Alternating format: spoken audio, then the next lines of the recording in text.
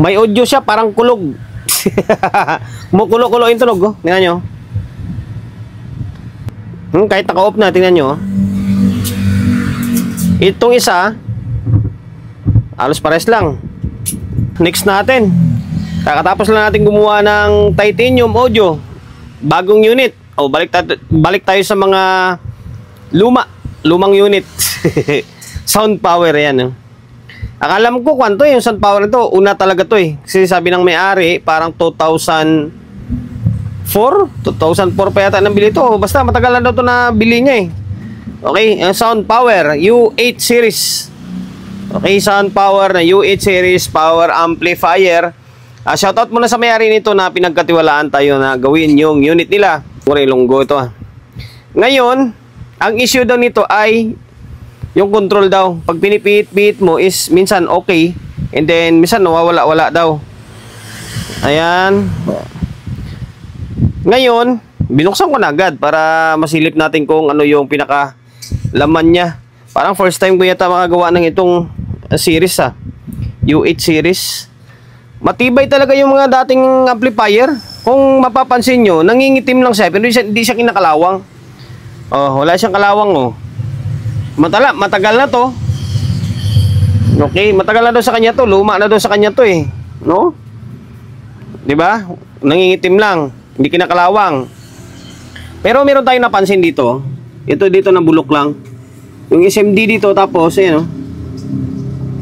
Ngayon, may nakakabit na speaker 'yan, tapos may audio input. Ano yung mangyari? Okay, naka-active siya, naka-normal. 'Yun, volume natin to, PT natin.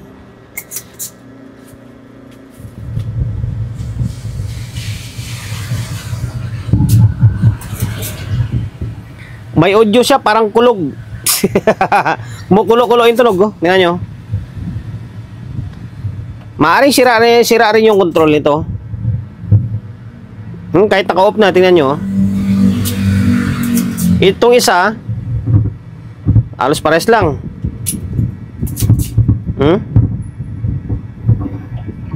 Okay. Ang unang gagawin natin dito ay wala na, no need na rekta-rekta pa. Palitan na lang natin dahil sa kalagayan nito, luma na siya. Kailangan talagang palitan. Na natin kung naka-bend ba to or kayang okay, walay, matatanggal naman yung front panel niya. Palitan muna natin yung control. Palitan natin yung control, tsaka natin pasadaan yung back panel niya. Ang bulok na, kailangan paskasin yan. Matanggal yung mga corrosion. Okay? Diyan galing yung maingay na tunog niyan eh. Ayan. Bago natin simulan ng proseso sa paggagawa natin, promotion muna tayo agad. Sa mga hindi pa nakapag-subscribe dyan, pakisubscribe ng YouTube channel natin ha. Pindutin mo yung bell button sa gilid, select mo yung all. Ayan, kapag napindot mo na yan, manonotified ka kapag meron tayong bagong upload na video. Nag-upload tayo ng video isang beses, dalawang beses kada araw. Okay? Ngayon, palitan ko yung control. Kalas na natin yung front panel niya. Kinalasuan pala yung to. Sabi niya pag ginagalaw-galaw daw eh, minsan okay daw eh. Kaya kinalasuan nyo. Kaya may papel pa. Merong ano tawag nito? Gasket. Okay, palitan natin to. Value nito ay kano naman to? 10K. May groove ba to? Wala. Plain lang din naman. Kaso lang naka full moon siya, hindi siya naka half moon. Okay, tanggalin ko to tapos palitan na. Tinanggal, hindi pinaltan ko na. Para mas mabilis na yung video natin Papakita ko ba sa inyo to papalitan lang din naman. Yan, 10K ito na mono din. Meron akong 10K na mono kaso wala ring groove ito. Ito, yan. Hindi siya half moon, round dito. Yung isa natin, yung half moon natin. Meron tayong half moon. Ito naman klase siya Yan. Half moon naman to, 10K rin. Tapos, itong meron tayo, kwanto, yung full moon naman to, all round. Okay, pero 10K rin yan. Nandun sa ilalim yung sulat Itong cover niya na plastic, binalik ko. Tinanggal ko yung nandito. Wala parang laman yung kabila Tinanggal ko yung nandito, tapos nilipat ko siya dito para may cover siya. Okay? Ayan, kompleto na. Bago yan baka sabihin nyo luma. Bago yan. Hindi tayo nagpapalit ng luma. Kung luma man, sinasabi natin kung luma or bago. Balik natin to, tapos testing muna natin.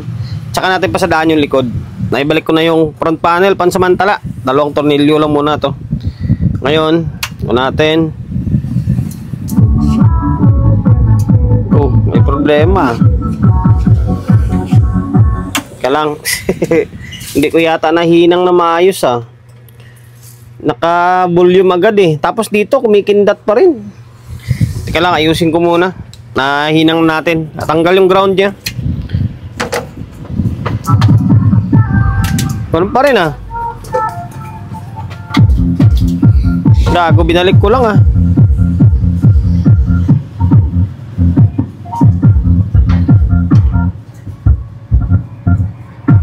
KNRT. KNRT yung ground nyo. Okay, eto na. Yan, wala na yung kuha nya. Wala na kahinang na maayos eh. Ito, mula kanina, ganun pa rin. Yung problema niya, no, yung parang may kumakaluskos. Pero pansinin nyo, normal na yung audio nyo. Ay kumakaluskos lang. Oh. Diba?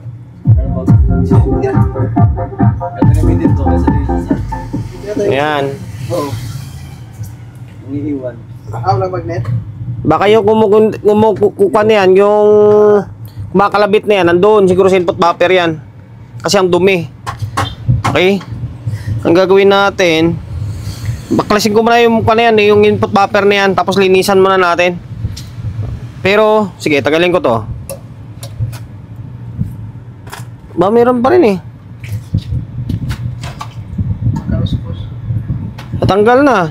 Ibig sabihin, nasa amplifier problema nito.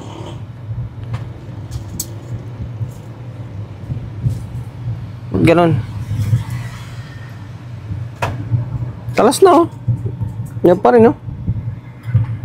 Parang may sa pakulong ng tubig. Kaya nga. Parang baliktad. Dito. Nga. Ay, salisi pala ito. Ha? Salisi. Yung itong side na to, ito yung amplifier niya. Tapos yung itong channel 2, ito yung amplifier niya oh. Dito ko siya binunot oh. Diyan nyo.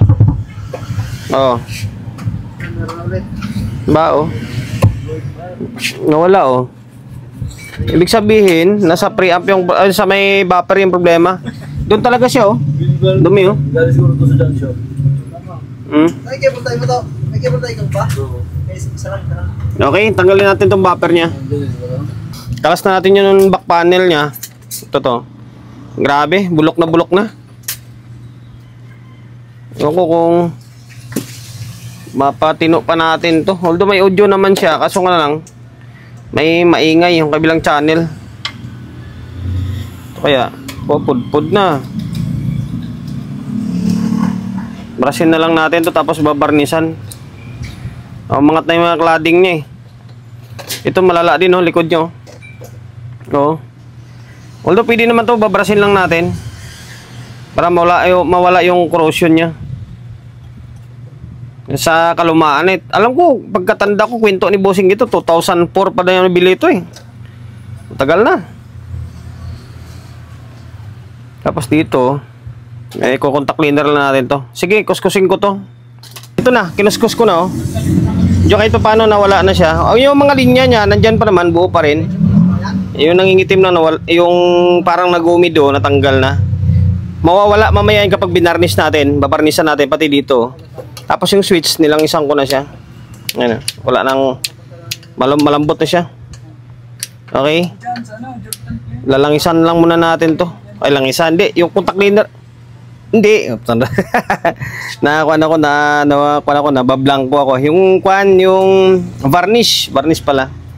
Okay, babarnisan natin to. Kanina, tinisting ko. Sige. Sige na.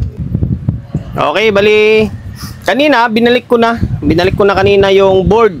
Kaso, meron pa rin lumalabas na kumikindat-kindat dito. Ang ginawa natin ay hininang natin ulit. Ito, pakita ko muna sa inyo. Yung ginalaw natin. Hininang natin to. Focus.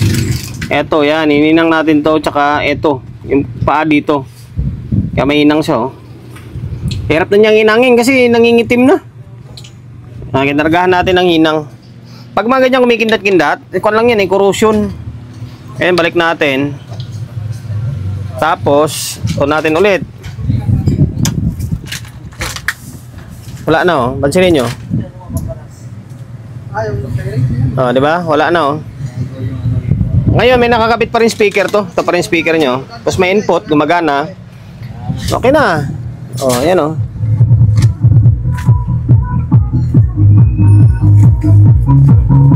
Oh, wala na yung kindat-kindat niya. Eto, goods na rin to.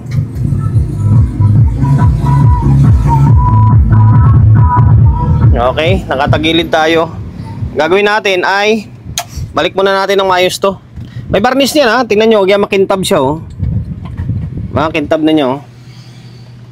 Binarnish natin. Tapos itong yung switch, nilagyan natin ng contact cleaner to. Pati dito, binarnish natin, oh. Mapapansin nyo, mas malinis and then mas makintab na siya kaysa kanina. Ayan, oh. Okay, ngayon balik ko yung board natin. Balik natin para makapag-proceed na tayo. Naibalik na natin lahat-lahat. Patornilyo na yan. Naka-on na nga to. Papansin nyo, wala na, oh. Wala na yung kindat-kindat nyo. Off natin. On natin. Okay, wala na. Hindi na kumikindat siya. Hindi na rin maingay yung amplifier niya. Okay, yung laptop natin gumagana pa rin. Ngayon, yun, oh.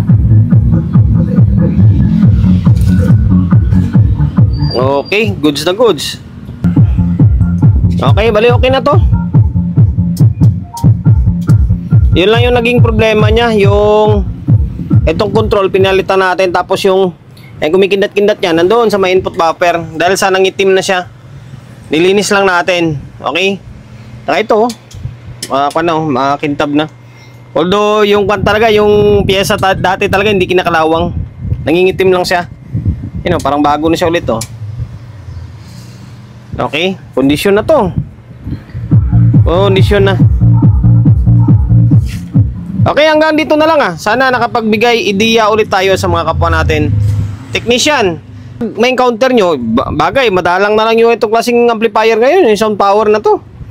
Malay nyo, may magpagawa sa inyo, di ba? Tapos ganun yung issue, control, tapos yung kumikindat-kindat.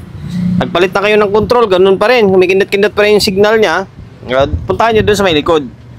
Pwede nyo bunutin dito para malaman mo kung amplifier stage ang problema or nasa input buffer. Okay? Dahil umabot ka sa part ng video natin na ito at hindi ka pa nakapag-subscribe dyan, nood ka lang ng nood, kumukuha ka lang ng ideya.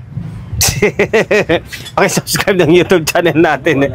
Pindutin mo yung bell button sa gilid, select mo yung all. Ayan, kapag napindot mo na yan, notified ka kapag meron tayong upload na video. Nag-upload tayo ng video 1 beses, 2 beses kada araw. God bless and then peace atin lahat.